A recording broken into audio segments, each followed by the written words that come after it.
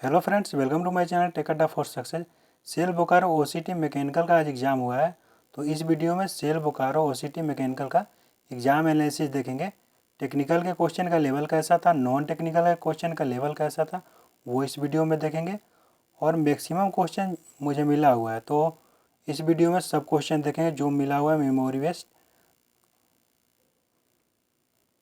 Video के last में expected cut up के बारे में बात करेंगे। ये वैकेंसी जनवरी 2019 में आई हुई थी और एक वैकेंसी आई हुई थी सितंबर 2019 में सेल बोकारो में। तो ये वीडियो ज़्यादा यूजफुल होगा सितंबर 2019 वाले एग्ज़ाम के लिए, क्योंकि इसका एग्ज़ाम पैटर्न और सितंबर 2019 में जो वैकेंसी आई हुई थी उसका एग्ज़ाम पैटर्न सेम रहने वाला है। सबसे पहले बात करते हैं नॉन टेक्निकल सेक्शन का। तो नॉन टेक्निकल सेक्शन में सबसे पहले इंग्लिश के बारे में बात करते हैं। तो इंग्लिश में 10 क्वेश्चन आया हुआ था। 10 में सेंटेंस अरेंजमेंट, सेंटेंस इरर और फिलिंग द ब्लैंक्स से आया हुआ था। इंग्लिश के क्वेश्चन का लेवल इजी टू मॉडरेट था। देखिए, सेम इस तरह क्वेश्चन आए हुए थे, ए बी सी डी और ई विकल्प था। उसमें एक विकल्प चुनना था कि कौन सा वर्ड गलत है इसमें सेंटेंस में। तो ऐसे लगभग 3 या 4 क्वेश्चन आए हुए थे इस आधार पे। और दूसरा सेंटेंस अरेंजमेंट का था क्वेश्चन, सेम इस आधार पे 4 दे रखे थे ऑप्शन, उसको अरेंज करना था कि प्रॉपर सेंटेंस कौन सा सही बन जाएगा। इस आधार पे भी 3 से 4 क्वेश्चन थे। और फिलिंग बैलेंस में एक क्वेश्चन था कि डॉट डॉट डॉट दिया था सेंटेंस के बीच में, उसमें कौन सा वर्ड भरा जा सकता है। उसके बाद एक फ्रेजल वर्ड था, जैसे कि एक सेंटेंस दे रखा था, उसमें एक बोल्ड कैपिटल लेटर से लिखा हुआ था, उसके जगह पर कौन सा वर्ड यूज हो सकता था। तो ऐसे एक क्वेश्चन था। टोटल 10 क्वेश्चन हो गया इंग्लिश का। अब बात करते हैं इंग्लिश के बारे में, सॉरी रीजनिंग के बारे में। तो रीजनिंग में 15 क्वेश्चन आया हुआ था। 15 क्वेश्चन में एक पोजीशन से दे रखा था A B C D H तक, 8 ए बी सी डी दे रखा था। उसमें दे रखा था ऐसे क्वेश्चन कि ए और बी के बीच में 4 अल्फ़ाबेट है, ऐसे ही करके। तो उसका टॉप से लेके बॉटम तक का पोजीशन बना के उसके बाद इसी आधार पे 5 क्वेश्चन था। सेलोगिज्म से 4 से 5 क्वेश्चन था, जैसे सभी कार, बस है, कुछ बस ट्रक है, ऐसे ही सेलोगिज्म से 4 के आसपास क्वेश्चन था। अल्फ़ाबेट सिंबल से 3 क्वेश्चन था, जैसे कि ये दे रखा था या स्टार उसके बाद दे रखा था, ऐसे ही 4 लिख रखा था, ऐसे ही पैटर्न पे लिख रखा था। उसके बाद इसी आधार पे क्वेश्चन था। उसके बाद वर्ड पोजीशन से एक वर्ड दे रखा था, मान लीजिए पोजीशन ही दे रखा है, फिर उसको अल्फ़ाबेट्स नंबर पोजीशन से रखने पे किसका स्थान नहीं बदल रहा था, ऐसा एक क्वेश्चन पूछ रखा था। तो बात करते हैं रीजनिंग के लेवल के बारे में। तो इजी टू मॉडरेट था, लेकिन IBPS एग्ज़ाम करवाया है, इसकी वजह से टाइम टेकन क्वेश्चन था रीजनिंग का। बहुत सारे लड़के बोल रहे थे जो ABCDEF GH वाला जो पोजीशन निकालना था, तो बहुत लोग बोल रहे थे कि ये क्वेश्चन गलत था, लेकिन ये क्वेश्चन गलत नहीं था। IBPS ऐसा ही क्वेश्चन बनाता है कि मैक्सिमम लोग सॉल्व नहीं कर पाते हैं उसको, और लगता है उन लोगों को कि क्वेश्चन गलत था, लेकिन क्वेश्चन गलत नहीं था।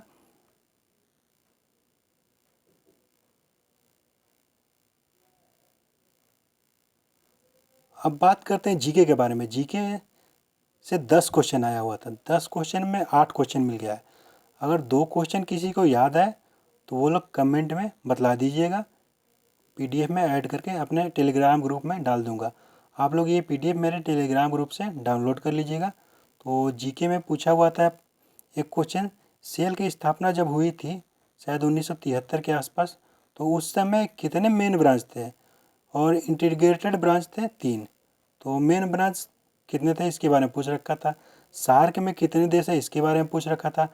IPL में राजस्थान रॉयल के कप्तान का नाम पूछ रखा था। एक पंचायत पंचवर्षीय योजना से दे रखा था या बजट से शायद, कि इसका क्वेश्चन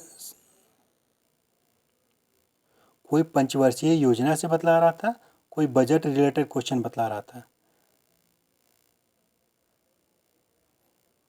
उसके बाद एक क्वेश्चन था, फरवरी में कौन सी कंपनी को 100% प्राइवेट किया गया है, स्टील कंपनी को। तो उसके बाद एक युद्ध अभ्यास से पूछा था, पी से नाम था युद्ध अभ्यास का। उसके बाद मार्च में कौन सा गेम हुआ था जिसमें गोल्ड मेडल के लिस्ट में दूसरे नंबर पे कौन सा देश था। दूसरे नंबर पे गोल्ड पाने वाले लिस्ट देश का नाम पूछ रखा था कि दूसरे नंबर पे गोल्ड कौन सा देश ज़्यादा पाया था। उसके बाद एक क्वेश्चन था, तराई का युद्ध जो 1192 ईस्वी में हुआ था, पृथ्वीराज चौहान और किसके बीच में हुआ था। तो वो जीके के क्वेश्चन को हम लोग बोल सकते हैं मॉडरेट क्वेश्चन था, क्योंकि मैक्सिमम क्वेश्चन नहीं हो पा रहा था लड़कों से। अब बात करते हैं मैथमेटिक्स के बारे में। तो मैंने जितने भी कैंडिडेट से बात किया तो मैक्सिमम लोग बोल रहे थे कि टाइम कम कर जाने के कारण मैथमेटिक्स के 15 क्वेश्चन में से 8 से 10 क्वेश्चन ही कर पाए हैं मैक्सिमम लोग।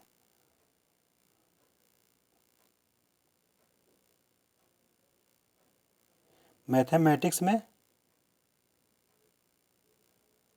सिंप्लीफिकेशन से 5 के आसपास क्वेश्चन था। एज और रेशियो का कंबाइंड एक क्वेश्चन था, एक क्वेश्चन बोट से एक क्वेश्चन था, ट्रेन से एक क्वेश्चन था, सीआई कंपाउंड इंटरेस्ट एक क्वेश्चन था, पाई चार्ट टेबल का दे रखा था, उससे 5 से 6 क्वेश्चन बना हुआ था। उसके बाद एक पार्टनरशिप से क्वेश्चन था। तो मैं बतलाना चाहता हूँ कि पाई चार्ट कैसा आया हुआ था। देखिए एक टेबल दे रखा था, उसके बाद यहाँ पे ये डे के बारे में दिया हुआ था, महिला और पुरुष के बारे में दे रखा था, कुल कितने महिला पुरुष हैं। उसके बाद पुरुषों का परसेंटेज दे रखा था। तो यहाँ पे मंडे, संडे, ट्यूसडे ऐसे ही दिन दे रखा था। यहाँ पे कितने पुरुष महिला थे और परसेंटेज कितने पुरुषों की थी। तो इस आधार पे 5 क्वेश्चन था। तो मैथमेटिक्स के क्वेश्चन का लेवल इजी टू मॉडरेट था, लेकिन टाइम टेकन क्वेश्चन था, जिसकी वजह से बहुत लोग कर नहीं पाए सब क्वेश्चन। ओवरऑल नॉन टेक्निकल की बात करें तो इजी टू मॉडरेट क्वेश्चन था। अब बात करते हैं टेक्निकल के क्वेश्चन के बारे में। टेक्निकल के क्वेश्चन का लेवल इजी था। 5 से 6 क्वेश्चन न्यूमेरिकल था और मुझे लगभग 35 से 40 क्वेश्चन मिला हुआ है। और कोई क्वेश्चन आप लोगों को याद है तो कमेंट के द्वारा बतला दीजिएगा। सीओपी हीट पंप पे एक न्यूमेरिकल था। सीओपी हीट पंप पे एक न्यूमेरिकल था इंडस्ट्रियल का। ईओक्यू पे एक न्यूमेरिकल था। स्ट्रेस स्ट्रेन से एक न्यूमेरिकल था। ब्रेक पावर आईसी इंजन पे एक न्यूमेरिकल था। पॉइजन रेशियो का डिफिनीशन था एक। हीट लॉस से था एक क्वेश्चन। वेवर नंबर के बारे में पूछ रखा था कि वेवर नंबर रेशियो होता है वेपर कंप्रेशन साइकिल से।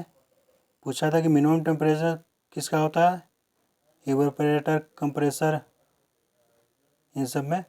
और वेपर कंप्रेसर साइकिल में लिथियम ब्रोमाइड का यूज किस लिए करते हैं। उसके बाद कोर किस लिए यूज होता है, इससे पूछ रखा था। मोल्ड के बीच में जो पार्ट होता है उसको क्या कहते हैं, तो बीच में चीक होता है।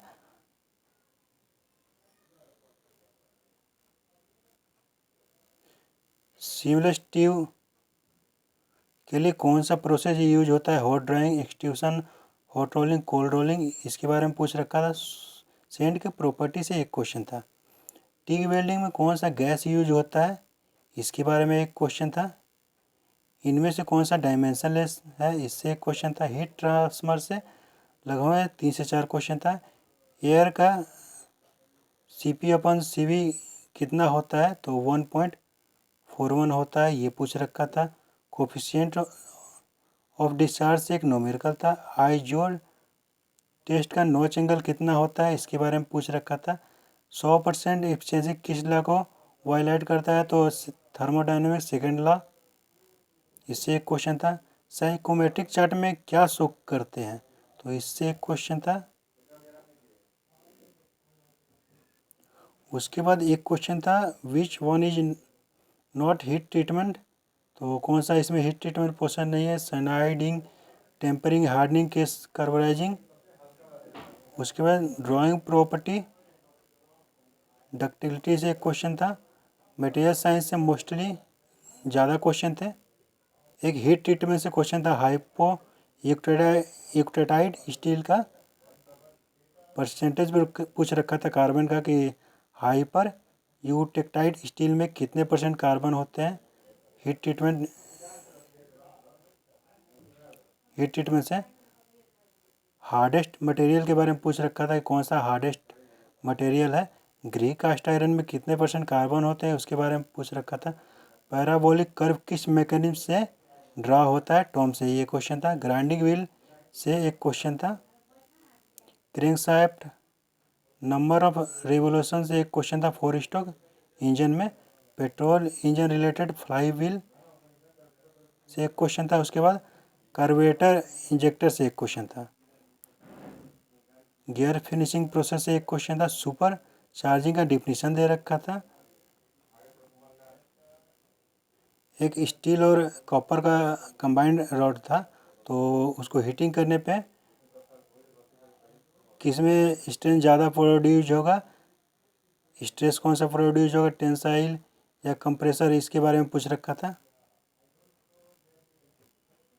ये क्वेश्चन पहले ही बतला दिया हूँ। तो मैक्सिमम क्वेश्चन हो गया, लगभग मैं 40 क्वेश्चन, 35 से नंबरिंग किया हूँ, लेकिन लगभग 40 क्वेश्चन हो गया इसमें। अब बात करते हैं एक्सपेक्टेड कटअप कितना जा सकता है। तो कटअप के बारे में मैं बतलाने से पहले मैं कुछ बातें बतला दूँ। ये देखिए एग्ज़ाम पैटर्न है इसका था, सीएमईसी आधार पर आया हुआ था, और सितंबर 2019 में जो सेल बोकारो की वैकेंसी आई हुई थी उसका भी एग्ज़ाम पैटर्न सेम रहने वाला है। तो जो लोग सितंबर 2019 में अप्लाई किए हैं, जो वैकेंसी आई थी उसमें, तो वो लोग ये वीडियो ज़रूर देखिएगा। एक क्वेश्चन सही होने पे 1 नंबर मिलेगा और गलत होने पे 0.25 नंबर कट जाएगा। तो इसमें नेगेटिव मार्किंग था। एमसीक्यू क्वेश्चन था, 5 विकल्प दे रखा था क्वेश्चन में। उसके बाद इसमें कटअप के बारे में दे रखा है कि test wise score, the score on total is reported with decimal point up to 2 digit. तो इसमें कटअप देखिए, ये तो कन्फर्म है कि टेक्निकल और नॉन टेक्निकल का अलग कटअप बनाएगा, उसके बाद एक कंबाइंड कटअप बनाएगा। अब इसके बारे में कुछ बोल नहीं सकते कि इंग्लिश, रीजनिंग, मैथ, इसका अलग अलग कटअप बनाएगा कि नहीं बनाएगा, लेकिन ये कन्फर्म है टेक्निकल और नॉन टेक्निकल कटअप अलग अलग बनाएगा।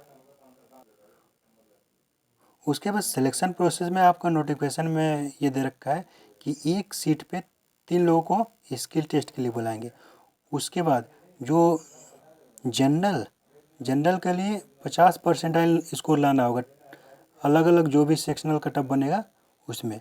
और अदर जो category SC ST OBC PWD उनके लिए 40 परसेंटाइल है। ध्यान दीजिएगा, परसेंटाइल है, परसेंटेज नहीं है। उसके बाद इसका ज्वाइनिंग सेल और DVC का एक ज्वाइंट वेंचर है, VPSCL में भी हो सकता है, ये नोटिफिकेशन में लिख रखा है। उसके बाद मैकेनिकल में टोटल 25 सीट था। इस बात पे भी डिपेंड करता है कि नंबर ऑफ़ सीट कितनी थी। और एक और बात बताना चाहता हूँ कि इसमें परसेंटेज बहुत कम थी, 10% लोग भी नहीं आए हुए थे एग्ज़ाम में, क्योंकि पुरानी वैकेंसी हो चुकी है ये बहुत ज़्यादा। जनवरी 2019 की वैकेंसी थी। अब बात करते हैं एक्सपेक्टेड कटअप कितना जा सकता है, टेक्निकल और नॉन टेक्निकल का अलग अलग पहले, उसके बाद कंबाइंड बात करेंगे। तो नॉन टेक्निकल में जिस भी कैंडिडेट का, पहले जनरल का बात करते हैं। जनरल में अगर 35 से 37 नंबर आ जाएगा तो हो सकता है। उसके बाद टेक्निकल की बात करें, अनरिजर्व में 40 प्लस ही जाएगा कटअप, क्योंकि टेक्निकल क्वेश्चन ईजी था। अब बात करते हैं कंबाइंड कटअप अनरिजर्व के लिए। तो कंबाइंड कटअप अनरिजर्व के लिए 75 से 77 तक। ओबीसी का मान लीजिए कंबाइंड कट ऑफ कितना जा सकता है, तो 73 से 75, SC ST का 70 के आसपास कट ऑफ जा सकता है। अगर आपको वीडियो अच्छा लगा तो मेरे चैनल को सब्सक्राइब कीजिए और वीडियो को शेयर कीजिए। Thanks for watching.